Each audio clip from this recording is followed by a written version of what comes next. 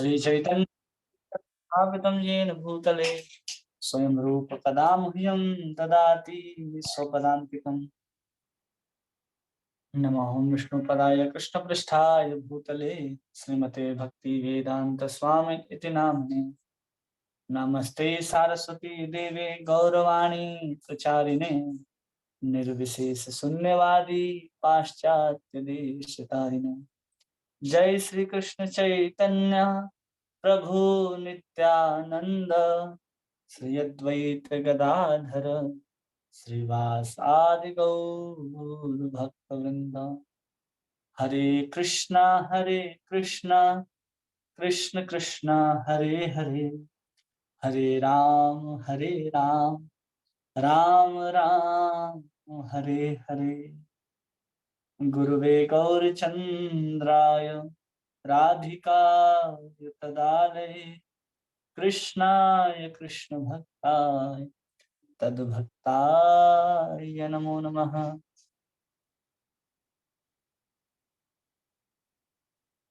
हरे कृष्ण हरि बोल। आप सभी का बहुत बहुत स्वागत है इस भागवत संघ में, जिसमें हम लोग आज स्कंद 1 अध्याय 3 और श्लोक संख्या 29, इसके पहले हम लोगों ने 28 श्लोक देख लिए। जिस 28 श्लोक में भगवान के 24 अवतारों की चर्चा है। भगवान के कितने अवतारों की चर्चा है? 24 अवतार की चर्चा है। और हमने सबको कहा था कि उन 24 अवतार में कौन युग अवतार हैं, कौन मनवंतर अवतार हैं, कौन पूर्ण अवतार हैं, कौन कला अवतार हैं, कौन साक्त्यावेश अवतार हैं। इन सब अवतारों को अलग अलग लिखने के लिए इन 24 अवतारों में किसकी गणना किस अवतार के अंतर्गत की जाती है, जिसमें 6 प्रकार के अवतार हमने बताए हैं। एक युग अवतार होते हैं, गुण अवतार होते हैं, पुरुष अवतार होते हैं, मनवंतर अवतार होते हैं, युग अवतार होते हैं और सत्यावेश अवतार होते हैं। ये 6 प्रकार के भगवान कृष्ण के अवतार होते हैं। और इन 6 अवतारों को की कैटेगरी में हमको अलग अलग लिखना है 24 अवतार में कि कौन किस अवतार की श्रेणी में आते हैं। तो सबसे पहला अवतार हम लोगों ने देखा भगवान का कुमार गण के रूप, जो सनक सनातन सनंदन और सनत कुमार के रूप में ब्रह्मा जी के 4 मानस पुत्र उत्पन्न होते हैं। वो 4 मानस पुत्र को भगवान ब्रह्मा आदेश देते हैं कि आप सृष्टि का परिचालन करो।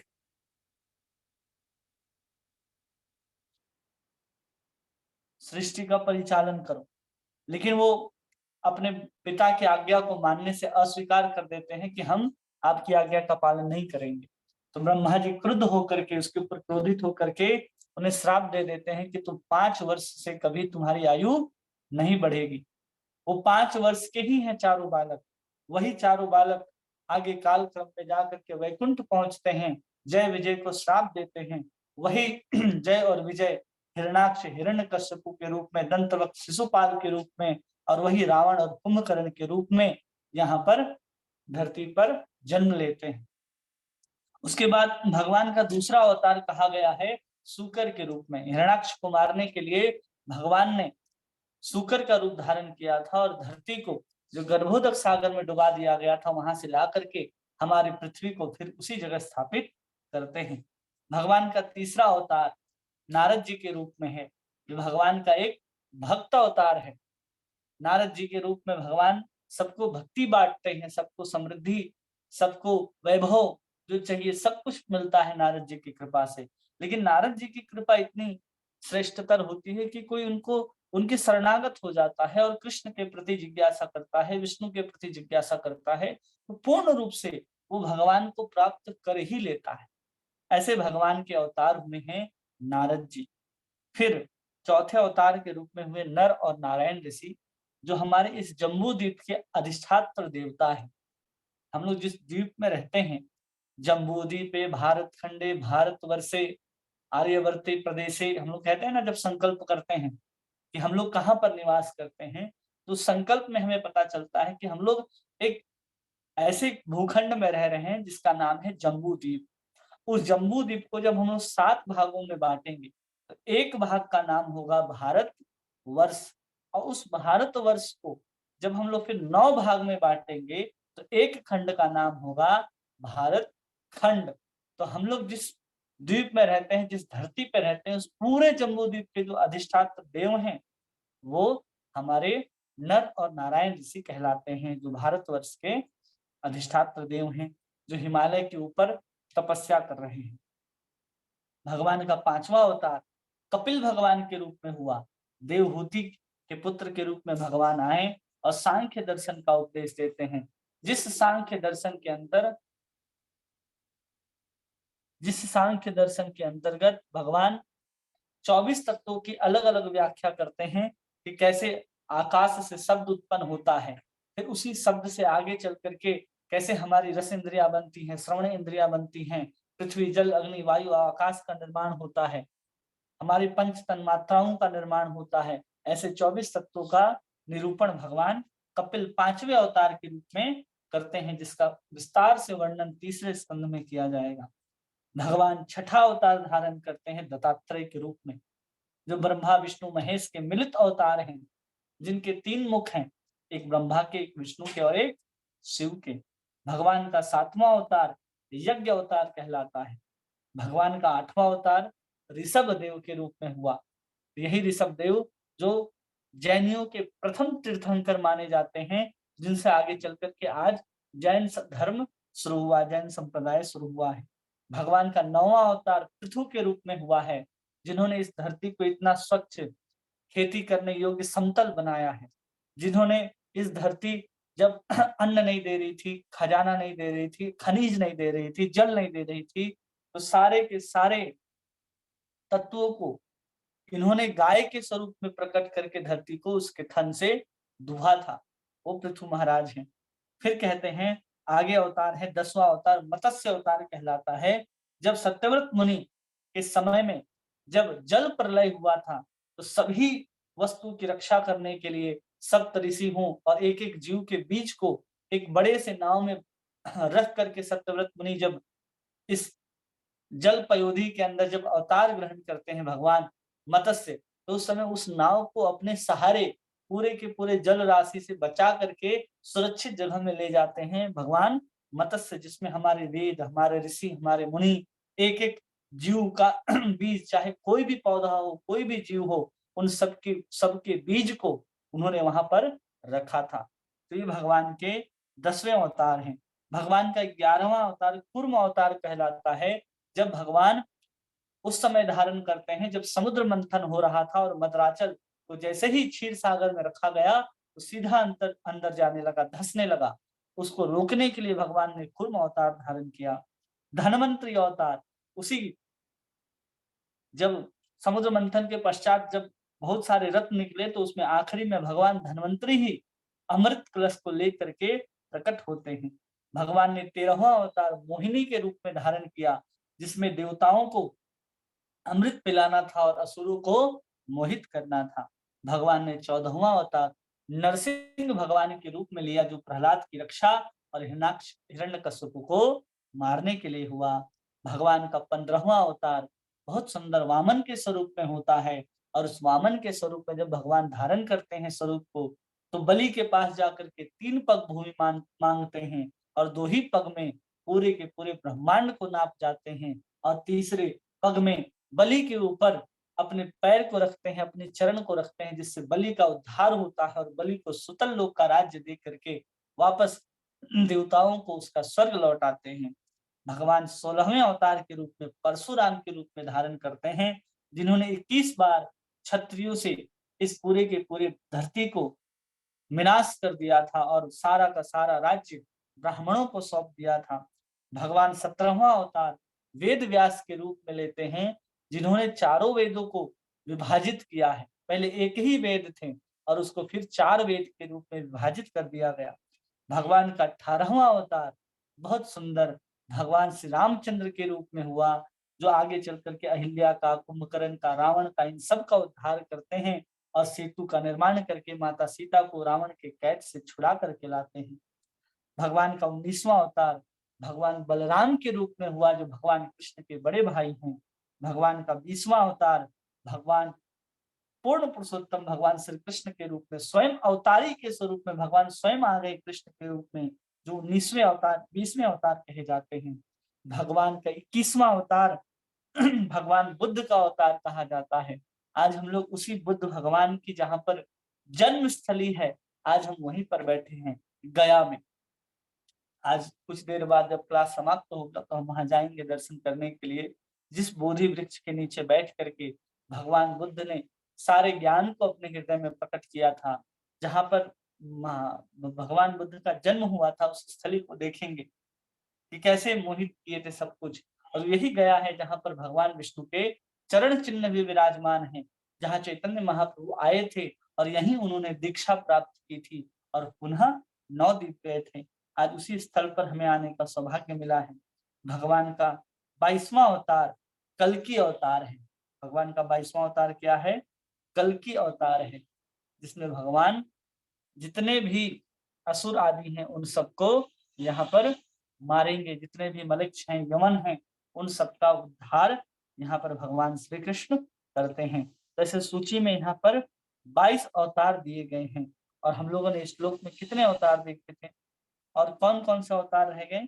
जब पुरुष अवतार के रूप में देखें, गुण अवतार के रूप में देखेंगे तो शिव और ब्रह्मा भगवान के गुण अवतार के रूप में 24 अवतार हो जाते हैं। अगर कोई इन 24 अवतारों को सुनता है, पढ़ता है, तो उसके विषय में यहाँ पर बहुत सुंदर बात कह रहे हैं। क्या कह रहे हैं यहाँ पर? जन्मम गुह्यम भागवतो एयः एतत् प्रयतो नरः सायं प्रातः गृणन् भक्त्या दुःख ग्रामं विमुच्यते। दुःख ग्रामम विमुच्यते।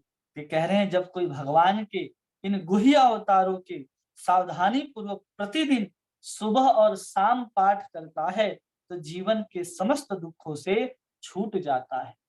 बहुत सुंदर बात कह रहे हैं कि जन्म गुह्यम भगवतो एव एतत् प्रयतो नरः, कि जन्म और कर्म के बारे में, जिस 24 अवतार के बारे में हम लोगों ने अभी सूचित के क्रम में पढ़ा कि पहला अवतार कौन है, दूसरा, ऐसे 24 अवतार को जब हम लोग सुना, उसके विषय में कहते हैं कि भक्त्या दुख ग्रामम विमुच्यते, कि वो हर दुख से, जीवन के जितने भी दुख हैं उन दुखों से छूट जाता है। इसलिए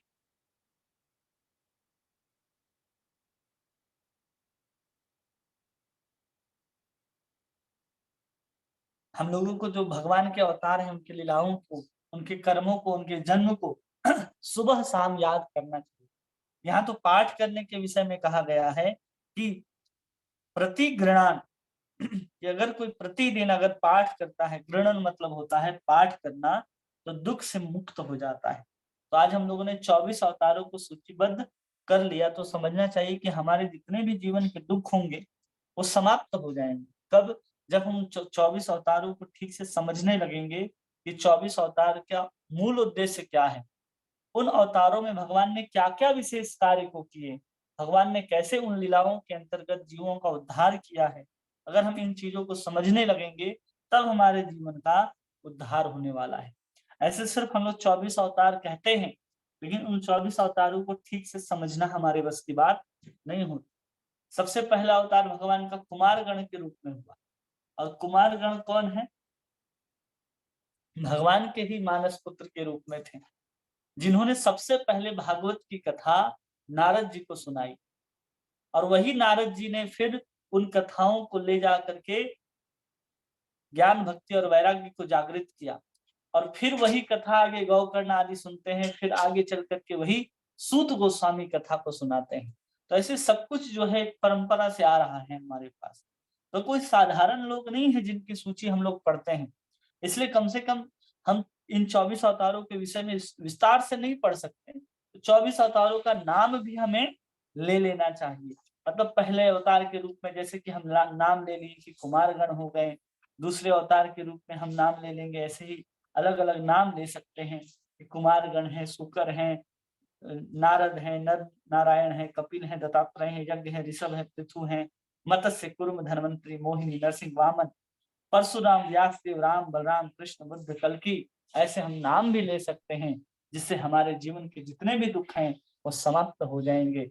ऐसा इस श्लोक का भाव है, तात्पर्य है। लेकिन हमारे पास सबसे सरल साधन महाप्रभु के द्वारा, श्रील प्रभुपाद जी के द्वारा दिया गया है कि हम हरे कृष्ण कृष्ण कृष्ण हरे हरे, हरे राम राम राम हरे हरे, केवल इस मंत्र का बार बार जप करते हैं, बार बार इस मंत्र को दोहराते हैं, तब हमारा जीवन में निश्चित रूप से दुख ग्रामम विमुच्यते, हम सभी दुखों से मुक्त हो जाएंगे। हमें कहीं और जाने की आवश्यकता नहीं है, किसी अन्य देवी देवताओं की भी नाम लेने की आवश्यकता नहीं है, यहाँ तक कि अन्य अवतारों की भी नाम लेने की आवश्यकता नहीं है जब हम हरे कृष्ण महामंत्र लेते हैं।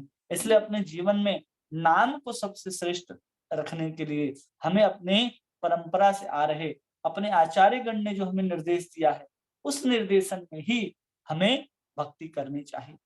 कई लोग क्या करते हैं कि अपने आचार्यों को कम पढ़ते हैं और अन्य लोगों की प्रवचन, अन्य लोगों की कथाएं वार्ताएं सुनते हैं, तो वो उनको लगता है कि हम इससे भी भक्ति कर लेंगे तो वहीं पहुंच जाएंगे, थोड़ा इनका भी सुन ले, थोड़ा इनका भी सुन ले।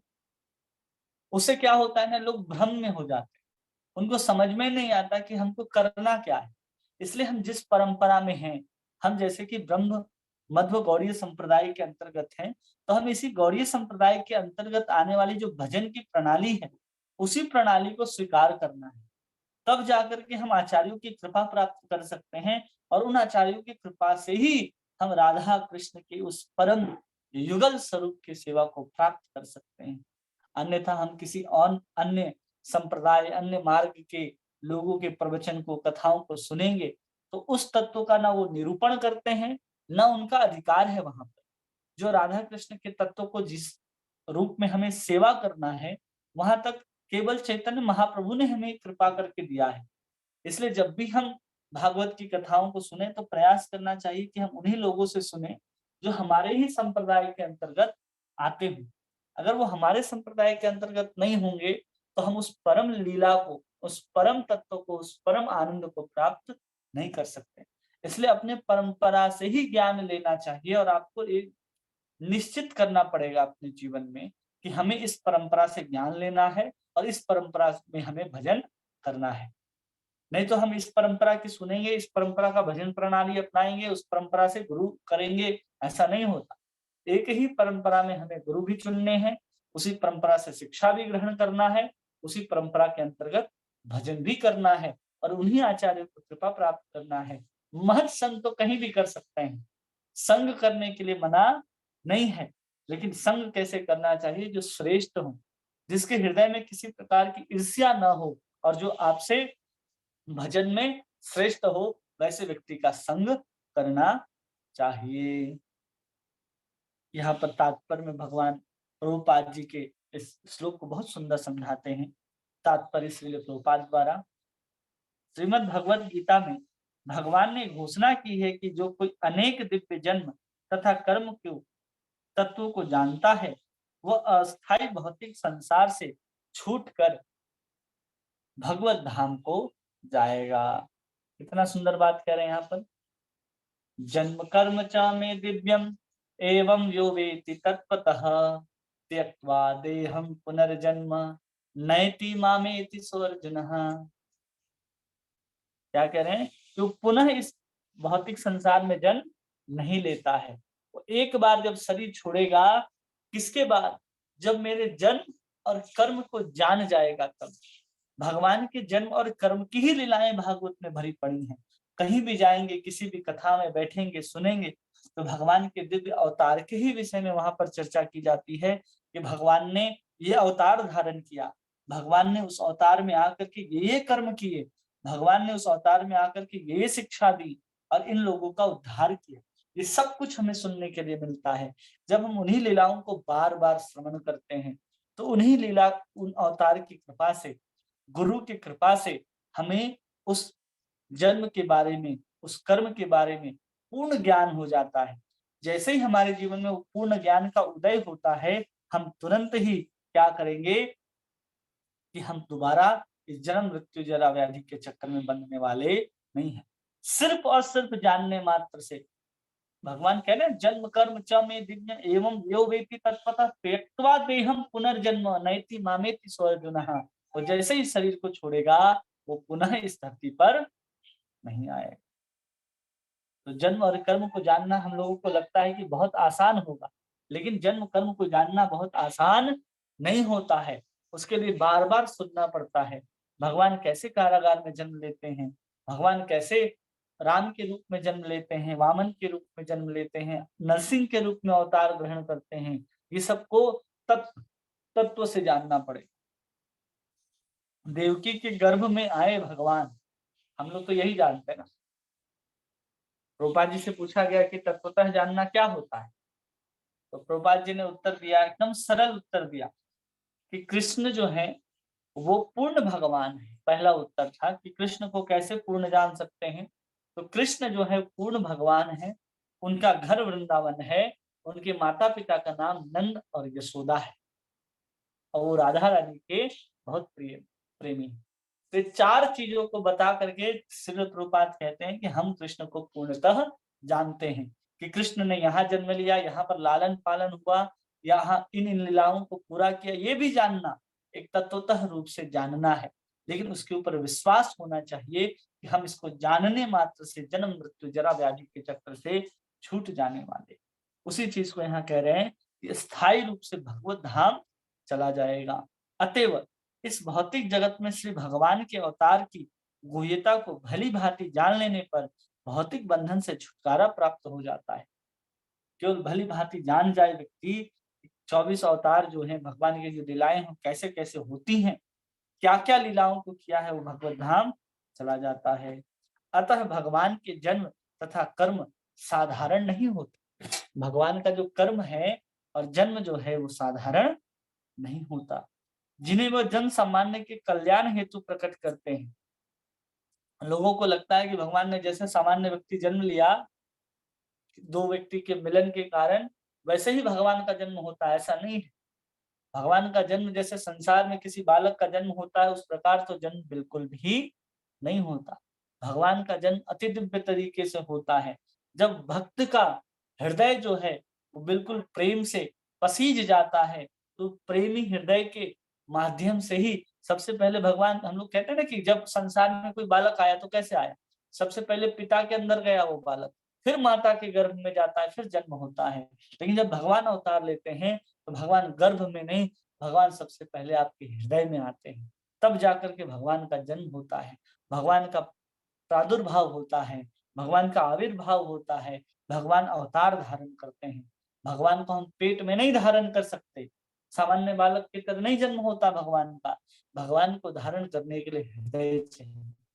इसलिए कोई पुरुष भी हो तो भी भगवान को जन्म दे सकता है, कोई स्त्री हो तो भी भगवान को जन्म दे सकता है। यहाँ पर जन्म का तात्पर्य अवतार से है।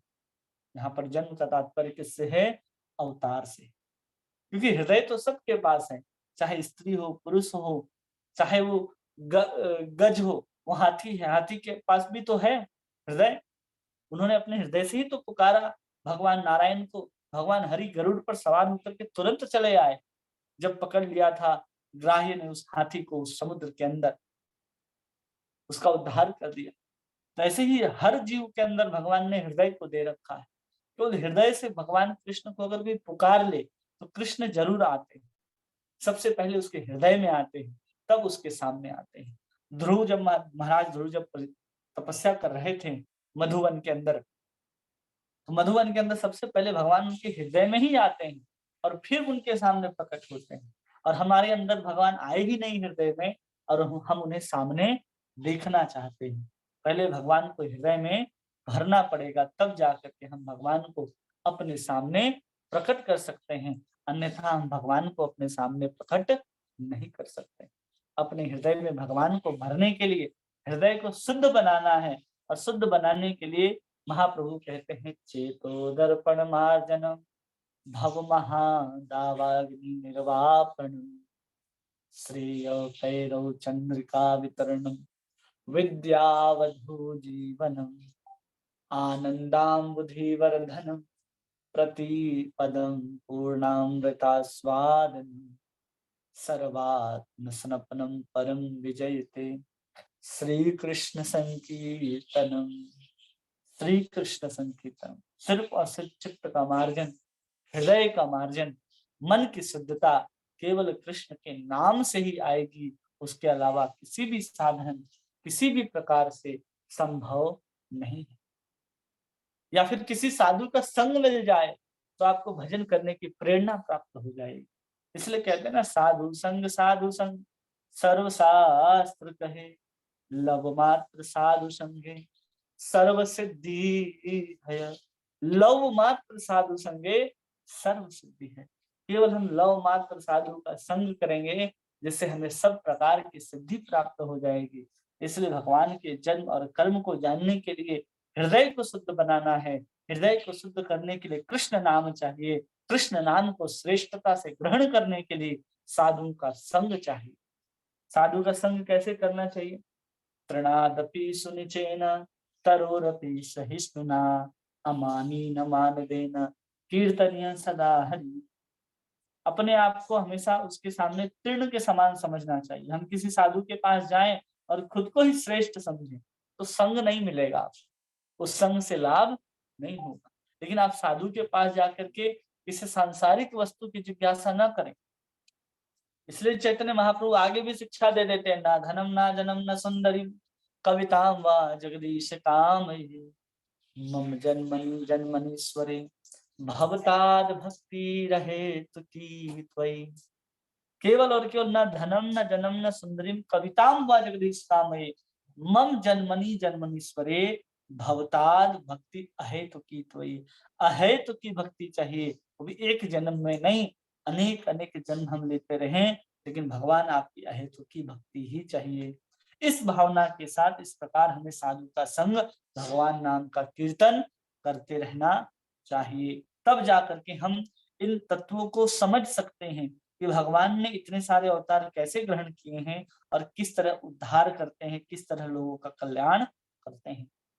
किसी भी अवतार में देखिए जन कल्याण भगवान जरूर करते हैं, या फिर उस समय उनके आसपास आने वाले लोगों के प्रति उतना उद्धार ना हुआ हो, लेकिन जब भगवान उस लीला को करके उन लोगों को उद्धार करके जब भगवान चले जाते हैं तो उन लीला चरित्र को गा गा करके करोड़ों लोगों का उद्धार हो जाता है। अब भगवान रामचंद्र ने कितने लोगों का उद्धार किया, कृष्ण ने कितने लोगों का उद्धार किया, लेकिन उससे ज्यादा उद्धार तो उनके नाम ने कर दिया। राम और कृष्ण के नाम ने राम और कृष्ण से ज्यादा पापियों को उतारे हैं। जब राम आए तो कितने लोगों को उतारे। उस समय रावण के पास गए, उस कबंध को मारा, कुंभकर्ण को मारा, खरदूषण को मारा, ताड़का मारीच को मारा, इन सबको मारा। तो कितने लोगों का उद्धार हुआ वहां पर। जिस जिस जंगल से रास्ते से गए उन वन प्राणियों का, उन आदिवासियों का उद्धार हुआ। अगर टोटल की संख्या लगा लें, अगर उसमें 10 करोड़ लोगों का उद्धार हुआ होगा तो रामचंद्र के जाने के बाद केवल राम नाम का नाम लेकर के तो अरबों लोग आज तक भगवत धाम प्राप्त कर चुके होंगे। इसलिए नाम जो लेकर के आते हैं भगवान, जब अवतार ग्रहण करके आते हैं तो उस अवतार जिस स्वरूप में आता है उससे ज्यादा उस लीला चरित्र को, उस नाम को गा करके लोग अपने जीवन को धार कर लेते हैं। इसलिए कहा जाता है कि राम से बड़ा राम का नाम, भगवान से बड़ा भगवान का नाम होता है। इसलिए नाम का आश्रय लेकर के हमें भगवत धाम जाना है। उन्हें ही यह रहस्य प्रकट हो पाता है जो गंभीरता पूर्वक नाम जप करते हैं, और जो जानना चाहते हैं वही इस रहस्य को गंभीरता से समझ सकते हैं और जान सकते हैं। इस प्रकार उन्हें भव बंधन से मुक्ति मिल जाती है। भव बंधन मतलब बार बार जन्म लेना, बार बार मृत्यु को प्राप्त होना, इसको भव बंधन कहते हैं। जिसको भवाटवी भी कहते हैं, जिसका विस्तार में ऋषभ देव भगवान जो हैं वो 5वें स्कंद में वर्णन करेंगे। तो हम लोग वहां सुनेंगे कि भवाटवी होता क्या है, ये संसार रूपी जंगल कैसा है, यहाँ पर पुत्र कौन है, पति कौन है, पति पत्नी कौन है। यहाँ पर तो स्पष्ट कहा गया कि जो भेड़िया है ना वो आपके पुत्र के रूप में है। जंगल में जाते तो भेड़िया आपका शिकार करता है, लेकिन इस भवाटवी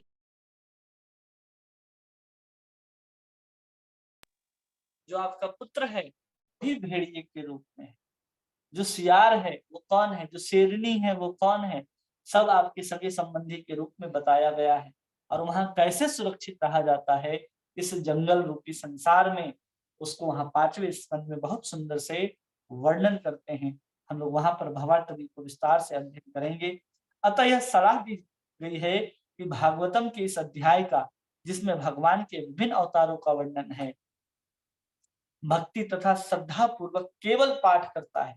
इसमें भगवान के सभी अवतारों का वर्णन दिया गया है इस अध्याय में, तीसरे अध्याय में।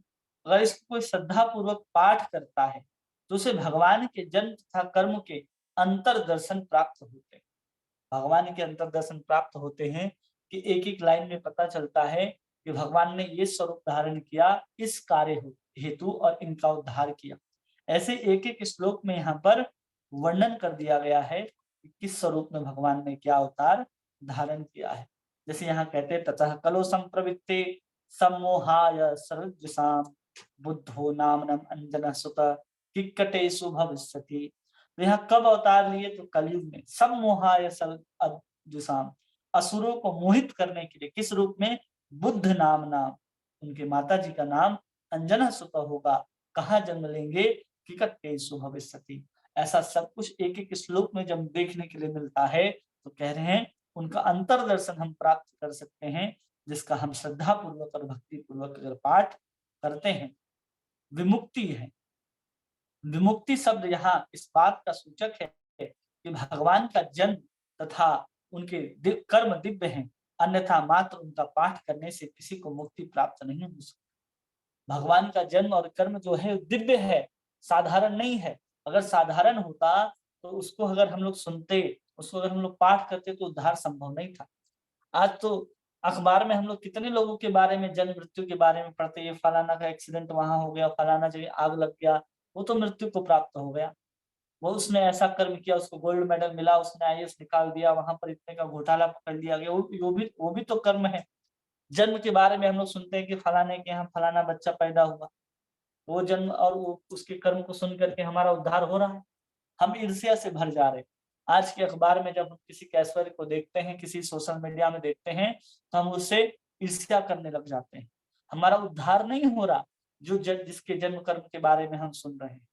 हम सांसारिक व्यक्ति के बारे में, जन्म और कर्म के बारे में सुनेंगे, हमारा उद्धार होने वाला नहीं है। इसलिए प्रपंच की बातों को नहीं करना चाहिए। प्रजल्प नियम आग्रह, रूप गोस्वामी शिक्षा अपने उपदेशामृत में कहते हैं कि प्रजल्प नहीं होना चाहिए। प्रजल्प का मतलब होता है कि कृष्ण के अतिरिक्त जिसका संबंध कृष्ण से ना हो, जो बात कृष्ण में जाकर के खत्म ना हो, उन बातों को प्रजल्प कहा जाता है। और जो अखबार में देखते हैं, या फिर जो हम लोग न्यूज़पेपर में, या फिर वो टीवी में जो आने वाले जो न्यूज चैनल्स हैं, उसमें जो हम लोग कुछ देखते हैं वो सब प्रजल्प है। वो 10 लोग बैठ करके एक दूसरे के बारे में लड़ रहे हैं। वो क्रिकेट क्यों नहीं जीता, वो क्रिकेट क्यों हार गया, इंडिया टीम ऐसे होना चाहिए, वैसे होना चाहिए, या फिर इस राज्य की राजनीति ऐसी है। ये सब प्रजल्प है। इसका हमारे भगवत मार्ग में चलने वालों के लिए कोई उद्देश्य सार्थक नहीं होता है। इसलिए उन सबको सुन करके अपने जीवन के जो बहुमूल्य समय है उसको व्यर्थ नहीं करना है। इसलिए वहां पर जो जन्म मृत्यु की बात हो रही है वो आपको बार बार जन्म मृत्यु के चक्कर में डालेगी। लेकिन कहीं पर अगर कोई भक्त भगवान की कथा को सुना रहा है, भगवान के अलग अलग अवतारों के विषय में बता रहा है, या भगवान की किसी भी लीला के विषय में बता रहा है, तो लीला क्या करेगा, इतना दिव्य है कि आपको भी उस दिव्यता के स्तर पर ले जाएगा। जो जैसा होता है उसकी कथा सुनते, उसकी बात सुनते हम वैसा ही बन जाते हैं। जैसे आजकल की जो माँ बाप हैं, आजकल के जो गार्जियंस हैं, वो हर बच्चे को क्या बनाना चाहते हैं, या तो इंडियन आइडल में सिंगिंग करे, या फिर तो धोनी के जैसे वो क्रिकेट खेले। उसके अलावा उनका कोई सपना नहीं। अगर वो बहुत ज्यादा कुछ है तो आईएएस आईपीएस बनाने के पीछे लगे रहते। उनका उतना ही उद्देश्य है, और उनको बार बार जन्म मृत्यु के चक्कर में डालना है। कोई अपने बच्चे को भक्त बनाने के लिए तैयार नहीं। किसी से कह दो कि आपके बच्चे को भक्त बनाएंगे, वो धोती कुर्ता पहन करके घूमेगा, हरे कृष्ण महामंत्र का जप करेगा, लोगों को प्रचार करेगा, वो वहां से हाथ जोड़ करके निकल जाते हैं। बोलते हैं कि ऐसा बच्चा हमारा काम नहीं करेगा। जीवन के जो आखिरी समय में किए जाने वाले कार्य वो समझते हैं, और उनको पूरा गारंटी होता है कि हमारा बच्चा जो है वो 100 साल तक जिएगा। खुद का गारंटी पेपर नहीं। जब हॉस्पिटल में उनका बच्चा पैदा हुआ तो डॉक्टर ने एक सर्टिफिकेट दिया कि आपका बच्चा जो है 100 साल तक जिए, ऐसा उनके पास होता है। इसलिए वो निश्चित रूप से कहने लगते हैं कि ये तो उम्र ही नहीं है अभी भक्ति करने का। उस समय भक्ति करेंगे जब हम मरने का समय आ जाएगा, जब बुढ़ापा आ जाएगा, उस समय हम भक्ति करेंगे। क्योंकि उनका बच्चा जब जन्म लिया ना, तो उन्हें डॉक्टर ने एक गारंटी कार्ड भी दिया कि आपका बच्चा 100 साल तक जिएगा। जब कोई कहे कि हम बुढ़ापे में भक्ति करेंगे तो उनको कहने का कि डॉक्टर ने जो आपको दिया है गारंटी कार्ड आपके बच्चे का, वो ला करके जमा कीजिए, फिर हम आपके पास आएंगे आज से 60 साल के बाद। जब आपका बच्चा बूढ़ा हो जाएगा तब हम उसे भक्ति सिखाएंगे। अतएव ये गुह्य है, जो भक्ति के निर्धारित विधि विधानों का पालन नहीं करते, वे भगवान के जन्म कर्म के रहस्यों को जान पाने का अधिकार नहीं रखते। जो भक्ति के नियमों का पालन नहीं करते, वो जन्म और कर्म जो भगवान के हैं, उसके विषय में न वो जान सकते हैं, न उनके अंदर इसको जानने के प्रति गंभीरता आती है। इसलिए व्यक्ति को जो भक्ति के नियम हैं कि हमें माला करनी है, हमें एकादशी करनी है, भगवान की अर्चना करनी है, तीर्थ घूमने जाना है, साधु का संग करना है, ये हमें करना ही करना है। तब जाकर के हम अपने जीवन में सही तरीके से इन अवतारों के विषय में कृष्ण की लीलाओं की गुह्यतम और दिव्यतम स्तर को समझ सकते हैं और फिर उस भाव में जा सकते हैं। भक्ति केवल क्रिया का नाम नहीं है, जो हम हरे कृष्ण महामंत्र से केवल क्रिया के द्वारा लेते हैं, मुंह बोल रहा है, कान सुन रहा है, ऐसा नहीं होता। भाव जब तक नहीं लगेगा, जब तक आप उसमें भावना के स्तर पर नहीं जाएंगे, केवल क्रिया करेंगे तो मशीन की तरह हो गया। मशीन भी बोलता है और मशीन भी सुनता है, लेकिन जब आप उस क्रिया के साथ अपने भावना को भी जोड़ेंगे तब जाकर के भक्ति कही जाएगी। केवल क्रिया का नाम भक्ति नहीं है। लोग सोचते हैं सिर्फ क्रिया क्रिया करेंगे तो भक्ति होगा। क्रिया के साथ हमें अपने भावना के साथ भी कृष्ण के साथ, नाम के साथ जुड़ना है। शुरू में तो चलो ठीक है, जो महीने 2 महीने साल भर से जो नाम ले रहे हैं, वो मशीन की तरह नाम ले और सुने, कोई समस्या नहीं है। वो भी उसके जीवन में बहुत श्रेष्ठ काम करेगा, बहुत दिव्य स्तर तक उसको ले जाएगा, क्योंकि कृष्ण का नाम साधारण नहीं है। कोई जानबूझ करके आग में कूदे या फिर गलती से गिर जाए, आग उसको जलाएगी। वैसे ही कृष्ण का नाम है, वो कैसे भी नाम ले उद्धार तो होगा। लेकिन अपने जीवन में हम उस सही तत्व को जब प्राप्त करना चाहते हैं, उस परम लक्ष्य को जब प्राप्त करना चाहते हैं, वास्तविक में हम कृष्ण प्रेम को ही चाहते हैं, तो हमें कृष्ण नाम लेते समय कृष्ण भावना में उतरना पड़ेगा। केवल मशीन की तरह नाम लेने से लाभ नहीं है। जो भक्त साल 2 साल से नाम जप कर रहे हैं, अपने भावना के साथ नाम जप करना आरंभ कीजिए। बिना भावना के अगर आप नाम जप करेंगे तो धीरे-धीरे आपका मशीन की तरह नाम लेते आप बोर हो जाएंगे, बोलेंगे आनंद ही नहीं आ रहा। कैसे आनंद आएगा? आप धीरे-धीरे ऊपर चढ़िए अपने भक्ति के स्तर पर। उसी स्तर पर नाम जप मत कीजिए। जैसे आप नाम जप करते थे पहले, मन लग रहा है, नहीं लग रहा है, तो आज तक आपका मन लग रहा है, नहीं लग रहा की स्थिति है, तो आपको संग की आवश्यकता है, भागवत की आवश्यकता है, कुछ श्रवण की आवश्यकता है, ऐसे साधु की संग की आवश्यकता है, जिनका भजन का स्तर आपसे श्रेष्ठ है, जो अच्छे से भजन करते हैं। इसलिए जब हम कृष्ण का नाम ले रहे हैं, तो पूर्ण रूप से केवल मशीन की तरह कृष्ण नाम लेना और बोलना के अलावा भी हमें इंसान है और हम जीवित इंसान हैं, और कृष्ण भावना भावित नाम है। यहाँ पर प्रभुपाद जी ने इस संस्था का नाम दिया है। कृष्ण भावना से भावित होना है। मशीन की तरफ हरे कृष्ण कृष्ण कृष्ण हरे हरे, हरे राम राम राम हरे हरे ऐसे बोलना नहीं। भावना से भावित होकर के कृष्ण का नाम लेना है, जिससे हमारी जो प्रगति है आध्यात्मिक मार्ग में, भक्ति मार्ग में, वो बहुत तेजी से होगी और हम ठीक तरीके से भगवान के जन्म कर्म के रहस्य को जान और समझ सकते हैं। किन्हीं का कोई प्रश्न है, पूछना चाहते हैं तो पूछिए। हरे कृष्ण प्रभु जी, दंडवत प्रणाम। दंडवत प्रणाम। आपको बहुत बहुत धन्यवाद प्रभु जी, इतने बिजी शेड्यूल में भी हम लोग का क्लास ले रहे हैं। वो आवाज गूंज रहा है।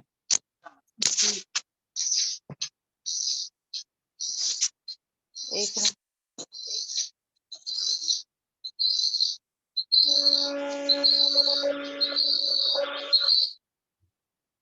हरे कृष्ण प्रभु जी।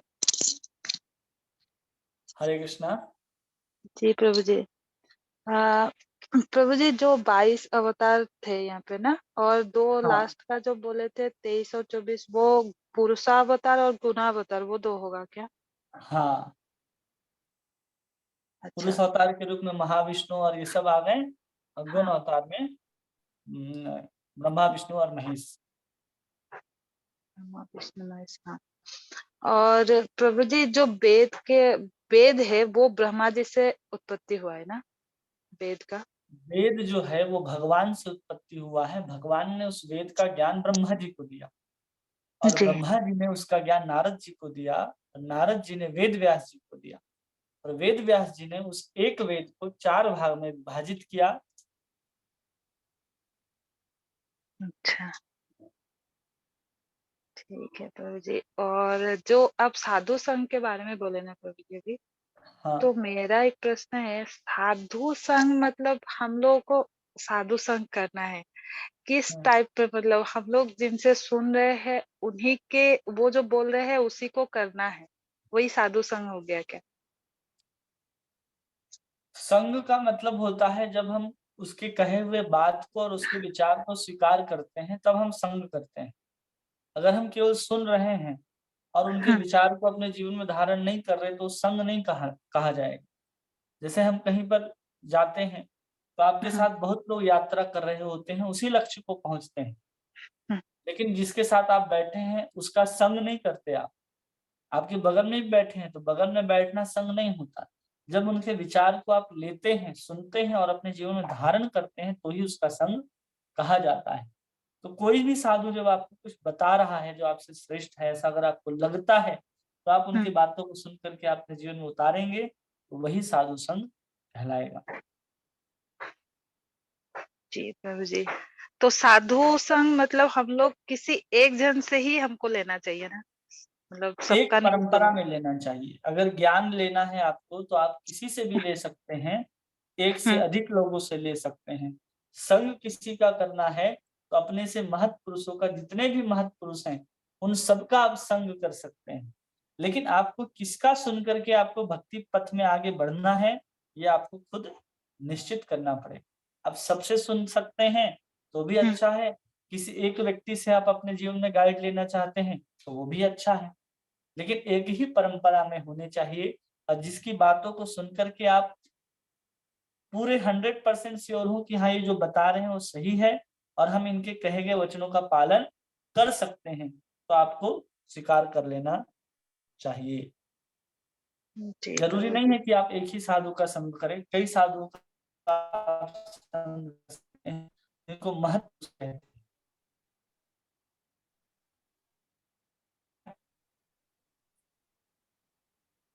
जी प्रभु जी, मतलब हम किसी का और भी किन्हीं सुन का कोई सकते हैं, प्रश्न?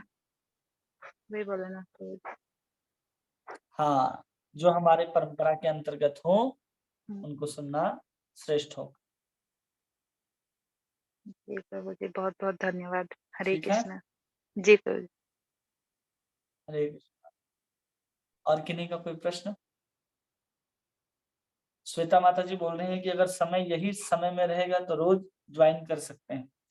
तो श्वेता माता जी के लिए हम बता दें कि रोज हमारा समय तो ऐसा नहीं रहता है। सुबह 7:30 8 7 से 8 बजे के बीच हम लोगों का क्लास होता है, ज्यादातर 7:30 बजे शुरू होता है। तो श्वेता माता जी अगर आपको क्लास सुनना है तो 7:30 बजे आ जाएंगे। अगर आप उस समय समय नहीं दे सकते हैं तो हमारी क्लास की रिकॉर्डिंग जो होती है वो भागवत संघ यूट्यूब चैनल में डाल दिया जाता है। तो वो लिंक सुनीता माता जी हर बार देती हैं। तो रिकॉर्डिंग आप सुन सकते हैं। अगर आप बाकी क्लासेस होती है माता जी तो आप रिकॉर्डिंग इस क्लास की होती है जो यूट्यूब में डाली जाती है, आप उसको वहां पर सुन सकते हैं। और जो बाकी की क्लास होंगे उस समय हम लोग देखेंगे। जैसे भागवत क्लास हम लोग का डेली का क्लास, तो इसका समय निर्धारित नहीं होता लेकिन हम लोग प्रयास करते हैं कि रोज हो। और हमारा टाइमिंग है वो 7:30 बजे सुबह का। उस समय आप नहीं कर सकते हैं तो अपने समय के अनुसार जो रिकॉर्डिंग होता है माता जी आप उनको सुनिए। और जो बाकी अन्य क्लासेस होंगे अन्य विषयों के तो आपको फिर नोटिफिकेशन मिलेगा तो आप उसको ज्वाइन कर सकते हैं।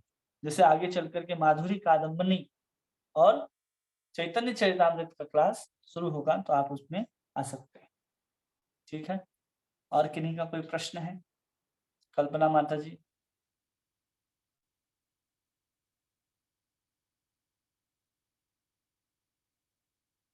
ओजस्वी माता जी, कोई प्रश्न?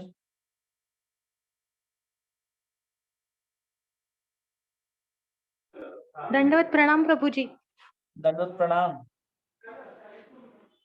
क्लास का टाइम प्रभु जी आप जो रखते हैं ना वही रखिए ना प्लीज। हाँ वही रखेंगे 7:30 बजे। ठीक है। धन्यवाद प्रभु। हाँ हाँ। हाँ,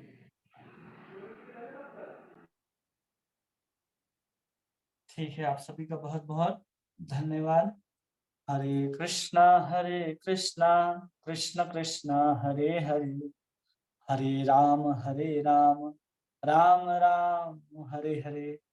वाञ्छाकल्पतरुभ्यश्च कृपा सिन्धुवैव च पतितानां पावनेभ्यो वैष्णवेभ्यो नमो नमः। अनंत कोटि वैष्णव वृंद की जय। नामाचार्य श्री हरिदास ठाकुर की जय। ग्रंथराज श्रीमद् भागवत महापुराण की जय। श्री श्री गौर निताई भगवान की जय। श्री श्री जगन्नाथ बलदेव सुभद्रा महारानी की जय। श्री श्री राधा रमन लाल की जय। आप सब भक्तों का बहुत बहुत धन्यवाद। आज आवाज कैसा आ रहा था? सबको आवाज साफ साफ आ रहा था? किसी जी को प्रभु जी, किसी नहीं हो रहा था। आप लोगों की कृपा से वो मोबाइल जो हमारा है वो सुधर गया है, अच्छा उसी से क्लास होगी अब। ठीक है, जी। आप सभी का बहुत बहुत धन्यवाद। हरे कृष्णा। हरे कृष्ण प्रभु जी, दंडवत प्रणाम। दंडवत प्रणाम।